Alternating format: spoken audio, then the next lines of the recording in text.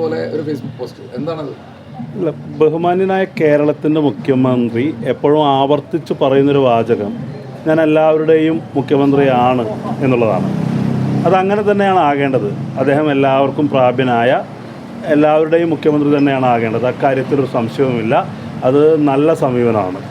പക്ഷേ തുടർച്ചയായി ഉണ്ടാകുന്ന ചില സംഭവങ്ങൾ, KPCCയുടെ ജനറൽ സെക്രട്ടറി ആയ PM നിയാസ് അദ്ദേഹം തെരഞ്ഞെടുപ്പ് കമ്മീഷണറുമായി ബന്ധപ്പെട്ട വിഷയത്തിൽ അദ്ദേഹത്തിൻ്റെ ഒരു ബോധ്യം, കൺവിക്ഷൻ, അദ്ദേഹം പറഞ്ഞത് ഈ തെരഞ്ഞെടുപ്പ് കമ്മീഷണർക്ക് സംഘപരിവാർ ബന്ധമുണ്ട് എന്നുള്ള പരാതി പറയാൻ മുഖ്യമന്ത്രിയുടെ ഓഫീസിനെ സമീപിച്ചപ്പോൾ, മുഖ്യമന്ത്രിയുമായി കൂടിക്കാഴ്ചയ്ക്ക് സമയം ചോദിച്ചപ്പോൾ അദ്ദേഹത്തിന് അത് അനുവദിച്ച് കിട്ടിയില്ല എന്നാണ്.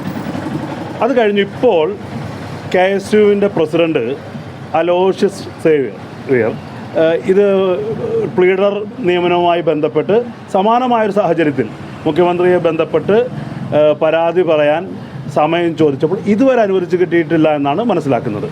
അപ്പോൾ എല്ലാവരുടെയും മുഖ്യമന്ത്രി എന്ന് പറയുന്ന കേരളത്തിൻ്റെ മുഖ്യമന്ത്രി, പ്രത്യേകിച്ചും ഒരു KPCCയുടെ ജനറൽ സെക്രട്ടറി സമയം ചോദിക്കുന്നു, ആ സമയം അനുവദിച്ച് കിട്ടുന്നില്ല.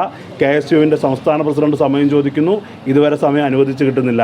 തൊട്ട് മുമ്പ് ഹിന്ദു ഐക്യവേദിയുടെ നേതാവ് RV ബാബു, അദ്ദേഹം ഒരു വർഗീയ വിദ്വേഷ പരാമർശം നടത്തി അദ്ദേഹത്തിനെതിരെ കേസെടുത്തിരിക്കുന്ന ആളാണ്.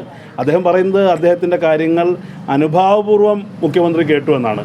അപ്പോൾ ഒരു കോൺഗ്രസ് പ്രവർത്തകൻ്റെ സ്പിരിറ്റോടുകൂടി ചോദിക്കുന്നൊരു ചോദ്യം എന്ന് പറയുന്നത്, RV ബാബുവിനും ശശികലയ്ക്കും പോലും വിഷയങ്ങൾ അവതരിപ്പിക്കാൻ കഴിയുന്ന മുഖ്യമന്ത്രി എന്തുകൊണ്ട് KPCC ജനറൽ സെക്രട്ടറിക്ക് KSUവിൻ്റെ സംസ്ഥാന പ്രസിഡന്റിന് സമയം ചോദിച്ചാൽ അത് അനുവദിച്ചു കൊടുക്കുന്നില്ല എന്നുള്ളൊരു ചോദ്യം ഉയരുന്നുവെങ്കിൽ അത് ന്യായമാണ്. അദ്ദേഹം എല്ലാവരുടെയും മുഖ്യമന്ത്രിയാണ്, എല്ലാവരുടെയും മുഖ്യമന്ത്രി ആകേണ്ടതുണ്ട്.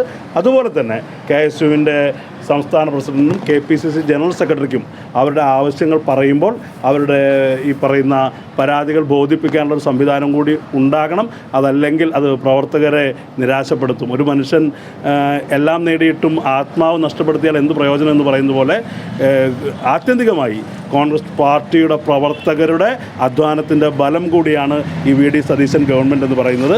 അപ്പോൾ അവരുടെ മനസ്സിനെ വേദനപ്പെടുത്തുന്ന പ്രവർത്തനങ്ങൾ ഉണ്ടാകരുത് എന്നാണ് എല്ലാ കോൺഗ്രസ്സുകാരും ആഗ്രഹിക്കുന്നത്. അതായത് വളരെ ധാർഷ്ട്യത്തോടെ പുച്ഛത്തോടുകൂടി അദ്ദേഹം KSUവിൻ്റെ യൂണിറ്റ് കമ്മിറ്റിക്ക് എന്താണ് ഗവൺമെൻറ് നിയമനത്തിൽ കാര്യം എന്നാണ് ചോദിച്ചത്. അല്ല, അദ്ദേഹം പറഞ്ഞ ഒരു കാര്യം ശരിയാണ്.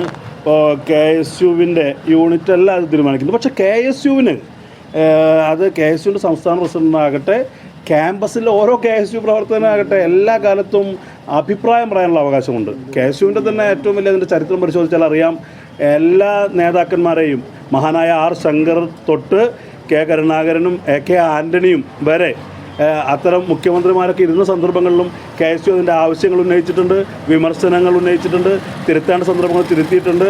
അപ്പോൾ അത് സ്വാഭാവികമാണ്. ഇപ്പോൾ VD സതീശൻ തന്നെ കഴിഞ്ഞ ഉമ്മൻചാണ്ടി സർക്കാരിൻ്റെ ഒക്കെ കാലത്ത് നടത്തിയ സതുദ്ദേശപരമായ വിമർശനങ്ങൾ നമ്മുടെ മുന്നിലുണ്ട്. അതേ പാതയിൽ ഓരോ കോൺഗ്രസ്സുകാരനും അതുപോലെ VD സതീശനെ മാതൃകയാക്കി ഇത്തരം സതുദ്ദേശപരമായ വിമർശനങ്ങളുമായി തിരുത്താൻ വേണ്ടി രംഗത്ത് വരും. അത് പാർട്ടിയെ സംബന്ധിച്ച് ഗുണകരമാണ്.